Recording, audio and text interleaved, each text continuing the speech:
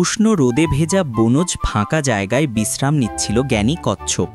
ঠিক তখনই তার চোখে পড়ল মাটির ভেতর অর্ধেক গোজা ছোট ফিকে ধূসর রঙের এক টুকরো পাথর। সে ধীরে ধীরে সেটা কুড়িয়ে নিল।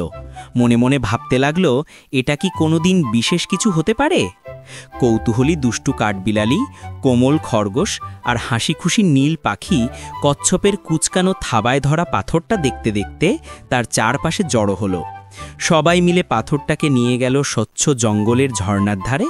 কাদাগুলো ধুয়ে ফেলে যতক্ষণ না হালকা ঝিলিক দেখা যায়, তারপর রোদের আলো গায়ে মেখে নরম শ্যাওলা বিছানো ঘাসের ওপর বড় যত্ন করে ঘষে ঘষে চকচকে করতে লাগলো।